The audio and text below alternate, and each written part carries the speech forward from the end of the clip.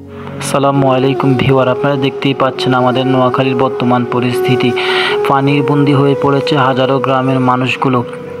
নিজেদের ঘর বাড়ি জিনিসপত্র সব রেখে পাগলের মতো ছুটাছুটি করছে, কোথায় একটু আশ্রয় পাবে, কোথায় একটু ঠাঁই পাবে। দেখতেই পাচ্ছেন মানুষের হাঁটু সমান কোমর সমান পানি হয়ে গেছে। মানুষের ঘরের দোরগোড়ায় পানি, মানুষের ঘরের ভিতরে পানি, মানুষের জিনিসপত্র জীবন মান পানির মধ্যে তারা নৌকা দিয়ে চলাফেরা করছে।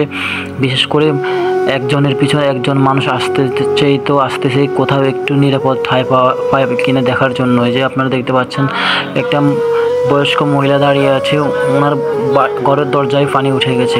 এই বাড়ির থেকে শুরু করে আমাদের নোয়াখালীর অধিকাংশ জায়গায় পানির নিচে তলিয়ে গেছে। বিশেষ করে আমাদের চৌমোহনী থেকে শুরু করে নোয়াখালীর কবিরহাট, বেগমগঞ্জ, কোম্পানিগঞ্জ থেকে শুরু করে সব জায়গায় মোটামুটি পানি উঠে গেছে। তাই আপনাদের কাছে আকুল আবেদন, আপনারা আমাদের জন্য যতটুকু পারেন সহযোগিতা করবেন।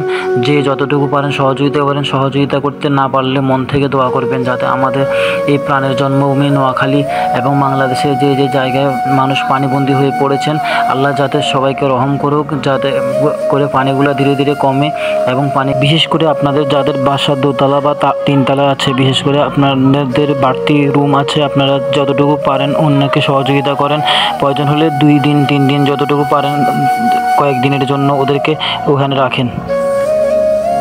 প্রিয় দর্শক, আপনারা সবাই আমাদের দেশের বর্তমান পরিস্থিতি জানেন, অথচ আমাদের এই ঘাড় উপরে খাড়ার গা দিচ্ছে আমাদের পার্শ্ববর্তী দেশ ইন্ডিয়া। আপনারা জানেন ওনারা ওনাদের ফারাক্কা বাঁধ এবং বাঁধগুলো খুলে দিয়েছে আমাদের দেশের দিকে পানি আসার জন্য।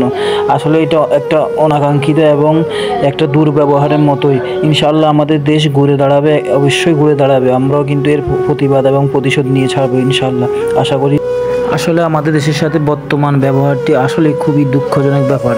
পার্শ্ববর্তী দেশ হিসেবে আমাদেরকে সহযোগিতা করার কথা, সেই জায়গায় ওনারা আমাদেরকে সহযোগিতা করার পরিবর্তে আমাদের সাথে দুর্ব্যবহার করছেন। তো আমাদের দেশের প্রত্যেকটা নাগরিকের উচিত একে অপরের এই বিপদের দিনে পাশে দাঁড়ানো।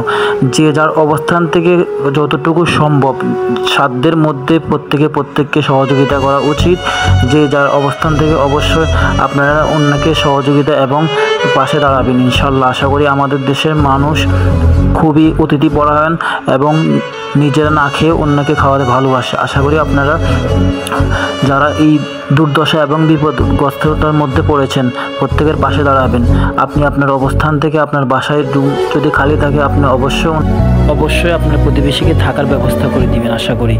বিশেষ করে আপনাদের যার যতটুকু সামর্থ্য আছে তাই দিয়ে আপনারা চিড়া, মুড়ি, গুড়, শুকনো জাতীয় খাবার যেগুলো আছে ওইগুলো কিনে নিয়ে তাদেরকে দিতে পারেন।